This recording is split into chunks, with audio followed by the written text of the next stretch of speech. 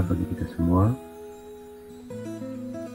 Om Swastiastu, Namo Buddhaya, Salam Kebajikan, Sampurasun. Mahasiswa Fakultas Hukum Universitas Buana Perjuangan Karawang. Dalam sesi kuliah kali ini, saya akan mengangkat tema yakni hukum dan moralitas, atau bagaimana hubungan hukum dan moralitas. Yang menjadi pertanyaan adalah, apakah dalam setiap aturan hukum harus mengandung kaidah-kaidah moral? Atau dengan kata lain, apakah hukum harus tunduk kepada kaidah-kaidah moral? Ataukah ada tempat tersendiri antara hukum dan moralitas? Hukum di satu sisi dan moralitas di sisi yang lain.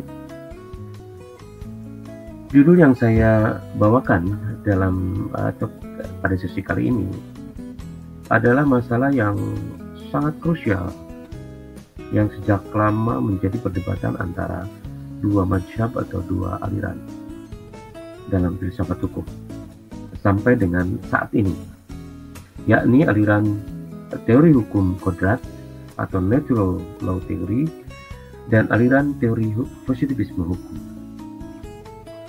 Mahasiswa Fakultas Hukum Universitas Buana Perjuangan Karawang, aliran teori hukum kodrat atau natural law theory mengemukakan bahwa aturan hukum harus tunduk kepada kaidah-kaidah hukum, khususnya kaidah-kaidah moral yang bersifat ilahiyah. Aliran ini berkembang pada abad pertengahan, walaupun sebelumnya yang menjadi rujukan adalah moralitas yang relatif lebih humanistik, seperti yang dikemukakan oleh tokoh-tokoh saat itu, yakni Aristoteles, Plato, dan lain sebagainya, yang menggambarkan bahwa manusia yang baik adalah warga kota yang baik adalah yang patuh atau taat pada hukum. Sedangkan di sisi yang lain, yakni aliran positivisme hukum, yang tokoh-tokohnya diantaranya ada Hans Kelsen, Jeremy Bentham, H.L.A. Hart, dan lain sebagainya. Aliran ini memandang perlu memisahkan secara tegas antara hukum dan moral, antara hukum yang berlaku dan hukum yang seharusnya, antara dasein dan dasolan. Positivisme hukum sangat mengagungkan hukum yang tertulis dan menganggap bahwa tidak ada norma hukum di luar hukum positif. Bagi aliran ini, persoalan dalam masyarakat harus diatur dalam hukum yang tertulis.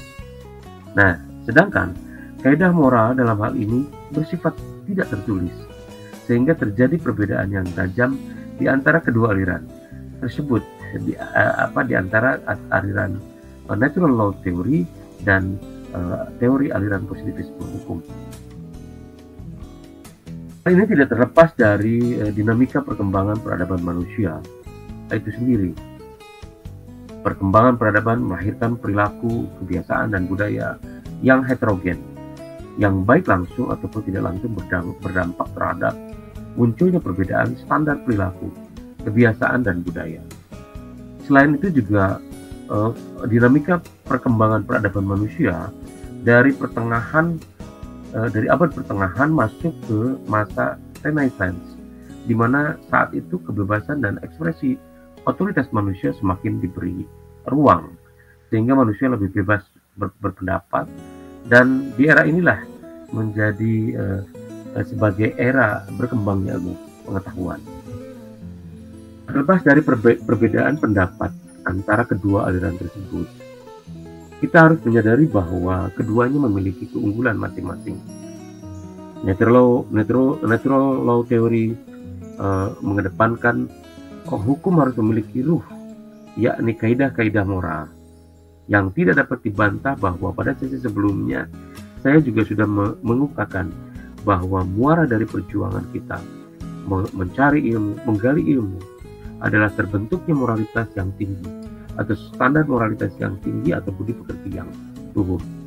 Nah, sedangkan aliran positivisme hukum itu menjaga kemurnian hukum terbebas dari pengaruh-pengaruh faktor non-yuridis yang justru akan mengganggu terwujudnya kepastian hukum. Jadi natural law theory memiliki keunggulan atau memiliki sisi positif, dan juga aliran positivisme hukum juga memiliki sisi positif. Yang penting bagi kita sekarang adalah kita mengetahui bahwa perbedaan ini adalah sebuah proses perkembangan peradaban manusia. Terlepas dari apakah Anda lebih setuju dengan pendapat yang dikemukakan oleh tokoh-tokoh di dalam natural law theory, atau Anda lebih cenderung kepada tokoh-tokoh di dalam teori aliran positivisme hukum. Yang pasti bahwa Anda sekarang memiliki materi untuk Anda diskusikan di kelompok masing-masing, atau mungkin antar kelompok di dalam kelas hukum etika profesi hukum ini, atau mungkin Anda juga bisa membuat event-event tentang diskusi mengenai masalah ini.